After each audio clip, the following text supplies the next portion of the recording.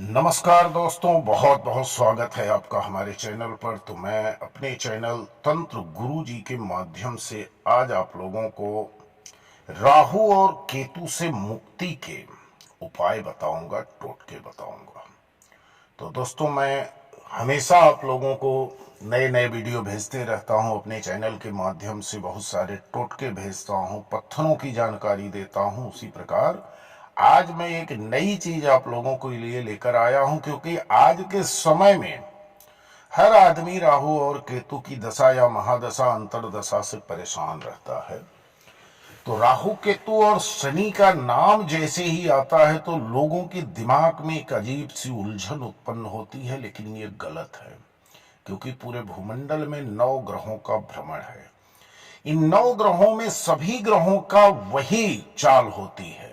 यदि ग्रह आपके साथ अनुकूल है तो आपको अच्छा परिणाम देगी, ग्रह आपकी प्रतिकूल है तो आपको नकारात्मक परिणाम देगी। सभी ग्रहों की वही हालात है जो राहु केतु और शनि की है।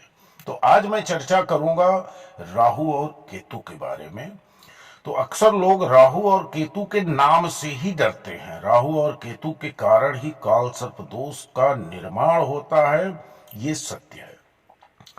पुराणों के अनुसार पितृदोष का प्रारब्ध के कारण कालसर्प योग बनता है। कालसर्प योग भी मुख्यतः 12 प्रकार के माने गए हैं। बहुत से लोग कालसर्प योग से डरे हुए हैं, लेकिन जंगल के खतरनाक जानवरों के बारे में जानते हैं तो वे निश्चित ही बच निकलने का रास्ता ढूंढ लेते हैं। हम आपको राहु और केतु के चमत्कारिक अचूक उपाय बताएंगे। आपकी कुंडली के खाने के अनुसार आप अपनी कुंडली में देखें कि राहु और केतु किस खाने में बैठे हैं, उसी खाने के उपाय करके आप इन दोनों ग्रहों के बुरे प्रभावों से मुक्त होकर आप इन ग्रहों से सकारात्मक परिणाम की अभिलाषा कर सकते हैं और आपको सकारात्मक परिणाम मिलेगा। और आप इतना जान लें कि राहु और केतु आपके जीवन में किस तरह का प्रभाव डालते हैं, वो सारी चीजें मैं आपको समझा रहा हूं। तो सबसे पहले मैं आपको राहु के नकारात्मक प्रभाव के बारे में बताऊंगा। काला जादू, तंत्र टोना आज राहु ग्रह अपने प्रभाव से करवाता है। अचानक घटनाओं के घटने के योग राहु के कारण ही होते हैं। राहु हमारे उस ज्ञान का कारक है जो बुद्धि के बावजूद पैदा होता है, और अचानक कोई घटना देखकर कोई आइडिया आ जाना या अचानक उत्तेजित हो जाना, स्वप्न का कारक भी राहु है। भयभीत करने वाला स्वप्न आना या चमक कर उठ जाना भी राहु के बुरे प्रभाव के लक्षण माने गए हैं। यदि अचानक शरीर में अकड़न लगे या दिमाग अनावश्यक तनाव से घिर जाए और चारों तरफ अशांति नजर आने लगे, घबराहट जैसे होने लगे, मतलब आप कुछ ऐसे अनजान भय से ग्रसित हैं जो आपको पता ही नहीं है कि हमको क्यों घबराहट हो रही है और आप भयभीत हो रहे हैं, तो ये राहु का कारक माना जाता है।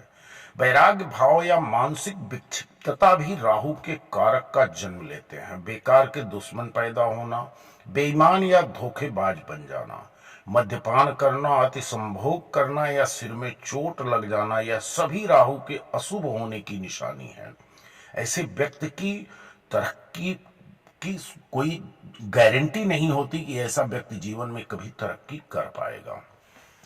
अब यदि अगर राहु का सकारात्मक प्रभाव आपके जीवन पर है तो व्यक्ति दौलतमंद होगा, कल्पना शक्ति तेज होगी। राहु के अच्छा होने से व्यक्ति में श्रेष्ठ साहित्यकार, दार्शनिक, वैज्ञानिक या फिर रहस्यमय विद्याओं के गुणों का विकास होता है। इसका दूसरा पक्ष यह है कि इससे अच्छा होने से राजयोग भी फलित हो सकता है। आमतौर पर पुलिस या प्रशासन में इसके लोग ज्यादा पाए जाते हैं। अब हम बात करेंगे आपको केतु का नकारात्मक प्रभाव। तो अब केतु का प्रभाव जाने। संसार में 2 तरह के केतु होते हैं। पहला कुत्ता जो घर की रखवाली करता है और दूसरा चूहा जो घर को खोखला कर देता है। इस तरह के मित्र और रिश्तेदार भी होते हैं। घर में चूहों की तादाद ज्यादा है तो समझो केतु का प्रभाव आपको नकारात्मक परिणाम दे रहा है। केतु रात की नींद हराम कर देता है, धन का अनावश्यक अपव्यय कराता है, पेशाब की बीमारी, जोड़ों का दर्द, संतान उत्पत्ति में रुकावट और गृह कलेश का कारण भी केतु है। बच्चों से संबंधित परेशानी, बुरी हवा या अचानक धोखा होने का खतरा भी केतु के अशुभ होने का कारण माना जाता है। तो अब मैं केतु के सकारात्मक प्रभाव की जानकारी दे रहा हूं। यदि केतु शुभ है अर्थात आपको अच्छा पद प्रतिष्ठा और संतानों का सुख प्राप्त करवाएगा। यह मकान, दुकान या वाहन पर ध्वज के समान होता है। शुभ केतु के व्यक्ति का रुतबा बड़ा कामयाब रहता है। अब इन सब चीजों के साथ साथ मैं आपको राहु का उपाय बता रहा हूं। राहु ससुराल पक्ष का कारक है। ससुराल से बिगाड़ नहीं चलना चाहिए। सिर पर चोटी रखना, माथे पर चंदन का तिलक लगाना, भोजन कक्ष में ही भोजन करना राहु का उपाय है। घर में ठोस चांदी का हाथी रख सकते हैं। सरस्वती की आराधना करें, गुरु का उपाय करें। अब केतु के उपाय के बारे में मैं आपको बता रहा हूं। संतानें केतु हैं, इसलिए संतानों से संबंध अच्छे रखें। भगवान गणेश की आराधना करें।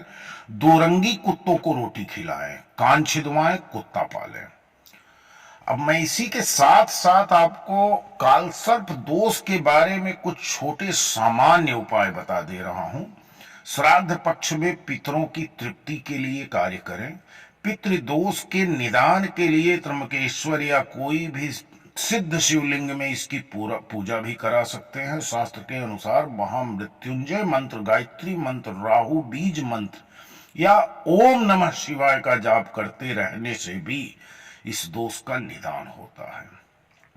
माथे पर चंदन का तिलक लगाएं। घर में कुछ किलो अनाज को किसी भारी वस्तु से दबाकर रखें। 11 नारियल बहते पानी में बहाएं। सफेद काले कुत्ते, गाय और कौवों को रोटी खिलाते रहें। कान छिदवा लें। बड़े बुजुर्गों के पैर छूते रहें। किसी भी प्रकार के व्यसन से दूर रहें। पीपल को जल चढ़ाते रहें। घर में समय समय पर गुड़ घी के धूप देते रहें। तो दोस्तों, आपको मैं अब बता रहा हूं खाने के अनुसार, मतलब किस खाने में राहु और केतु से आपको क्या उपाय करना है। आपकी कुंडली में किस खाने में राहु है, किस खाने में केतु है, तो उसका क्या उपाय है, आइए हम समझाते हैं। पहला नंबर पे, खाना नंबर 1 में यदि आपकी कुंडली के पहले भाव में राहु और 7वें भाव में केतु हो तो चांदी की ठोस गोली अपने पास रखें। खाना नंबर 2, यदि आपकी कुंडली के दूसरे भाव में राहु और 8वें में केतु हो तो 2 रंग के ज्यादा वाले कंबल का दान कर दें।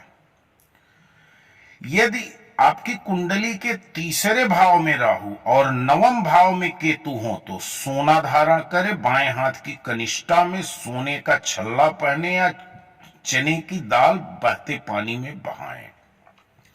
यदि आपकी कुंडली के चौथे भाव में राहु और 10वें भाव में केतु हो तो चांदी की डिब्बी में शहद भरकर घर के बाहर जमीन में दबा दें। यदि आपकी कुंडली के 5वें भाव में राहु और 11वें भाव में केतु हो तो घर में चांदी का ठोस हाथी रखें।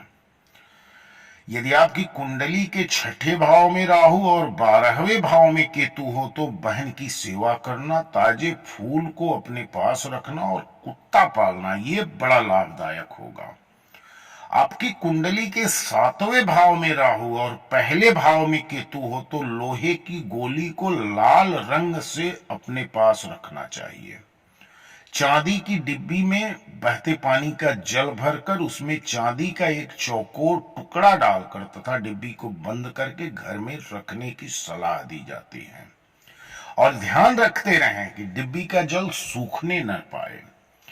यदि आपकी कुंडली के 8वें भाव में राहु और दूसरे भाव में केतु हो तो 800 ग्राम सिक्के के 8 टुकड़े करके एक साथ बहते पानी में प्रवाहित करना अच्छा होता है। कुंडली के 9वें भाव में राहु और तीसरे भाव में केतु हो तो चने की दाल पानी में प्रवाहित करें। चांदी की ईंट बनवाकर घर में रखें। यदि आपकी कुंडली के 10वें भाव में राहु और चौथे भाव में केतु हो तो पीतल के बर्तन में बहती नदी या नहर का पानी भरकर घर में रखना चाहिए। उस पर चांदी का ढक्कन हो तो अति उत्तम है। यदि आपकी कुंडली के 11वें भाव में राहु और 5वें भाव में केतु हो तो 400 ग्राम सिक्के के 10 टुकड़े कराकर एक साथ बहते जल में प्रवाहित करना चाहिए। इसके अलावा 43 दिनों तक गाजर या मूली लेकर सोते समय सिरहाने रखकर सुबह मंदिर आदि पर दान कर दें। यदि आपकी कुंडली के 12वें भाव में राहु और 6ठे भाव में केतु हो तो लाल रंग की बोरी के आकार की थैली बनाकर उसमें सौंफ या खांड भरकर सोने वाले कमरे में रखना चाहिए। कपड़ा चमकीला न हो। केतु के लिए सोने के जेवर पहनना उत्तम बताया गया है। तो दोस्तों, इसी के साथ मैं अपना वीडियो समाप्त कर रहा हूं। यदि आपको वीडियो पसंद आए तो आप एक लाइक, एक कमेंट जरूर करना और चैनल पर पहली बार आए हैं तो चैनल को सब्सक्राइब करके घंटी की बटन दबाना। जय हिंद, धन्यवाद, जय मां।